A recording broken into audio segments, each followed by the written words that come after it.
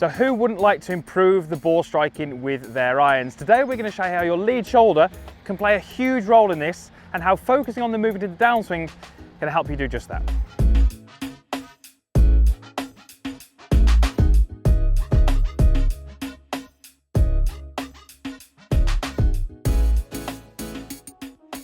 So thank you for joining me once again here at the Forest of Arden. Today we're talking about ball striking, specifically from the ground and more specifically with the iron clubs, but this would apply to all of those clubs that you hit from the ground. So that could be rescues or fairway woods as well. Just before we get into this video, if you're new to my channel, if you're not a subscriber, I would absolutely love you to do that. It is free. There's a subscription link down below in the description box, or there's a clickable link at the end of the video, which again will allow you to be a subscriber. More videos coming each and every week helping you play some better golf. So this video follows on from a video I uploaded a few weeks back, which has some really positive feedback. I'm going to link that one in the corner, and it was all to do with kind of how we shift pressure in the downswing. And we were talking very much about the kind of hips and how they move. We're going to kind of continue that movement and push that a little bit forward and talk a little bit about how the shoulders move through the golf swing as well. So let me quickly just give you a demonstration of something that I see quite commonly from a golfer who might experience poor shots out on the golf course, whether that be thin shots, fat shots, high ball flights. But these golfers generally don't get the feels that they require. They don't feel like they can press the ball, they don't feel like they can hit the middle of the golf club consistently, and they don't feel that they flight the ball well. Let's assume that this golfer has made, as I'm sure you do, they've made an absolutely perfect backswing. What we would often see is, and we're going to use the lead shoulder as a reference point. Imagine the lead shoulder, the height of the lead shoulder at the top of the backswing. I would see that lead shoulder starting to move away from the ground far too soon. So what that's going to do is it's often going to tip the head back a little bit, and it's often going to find that we get the kind of upper body tipping away from the golf ball far too early in the downswing. Now, these golfers very often don't have great lower body action, but the two aren't necessarily joined. You could have a fantastic lower body action, but you could still have this shoulder pulling away from the ground too early. If we get that movement happening, we're often going to find that we get that low point much more behind the golf ball. And we know that when that happens, we really struggle to do the things that we've already kind of discussed in this video.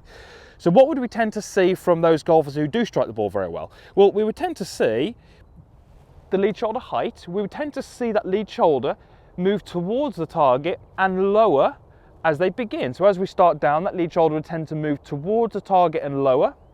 And at some point it would then start to work upwards, but it would probably take until about the hands are about chest height before that lead shoulder starts to move above the level that it was at the top of the backswing. So we can sort of see that lead shoulder as feeling like it moves down and forwards before it starts to move upwards. Now, the question therefore might be, well, doesn't that cause my head to move down and towards the target? And it probably will a little bit, but if we look at the best players, we tend to see this movement happening. We very rarely see a good player with their heads moving back and up to start down. It wouldn't be uncommon to see a good player's head moving down and forwards by a small amount. Now, as I'm demonstrating this, I'm probably going to make that a little bit more exaggerated, but the head moving down and forward is actually going to help you strike those balls better. Certainly, head moving back and up is going to make that much more difficult to do. So I want you to think about the left shoulder from the top, moving down and forwards. As I start to use my lower body correctly, I start to pressurize the ground. That allows me to then extend up through to the finish and get that low point target side of the ball, get the handle forwards, get those strikes that you are after. If we think about angle of attack, so is that the club going down or up? We're going to use two extreme examples here. Let's take a golfer who really struggles with strike. As soon as they begin their downswing, shoulder goes up, head goes back, this attack angle is going to be far too shallow. They are really going to struggle to get any kind of negative attack angle from this golf swing. So it's always going to be ground early, or low point early, I should say, and then upwards on the golf ball. If we take that elite golfer, what we would often find is that at some point in the downswing, they have created a position or a delivery where the golf club might now actually be too steep into the golf ball. There might be too much downward in this golf club. What they are trying to do through impact is they are trying to then take some of that downward out by rotating and extending. So they're almost trying to pull the golf club up away from the ground. This is great, but we need to be in that position to begin with where we can make that movement. We can't do that if your downswing starts this way with the lead shoulder working upwards. So, great little visual. If you've worked on the hips, which we discussed in another video, we can also link that to this lead shoulder. Let's feel it moves down and forwards, and then from there we can start to rotate and extend, and we should be able to get the low point target side of the ball and make some pretty solid contacts.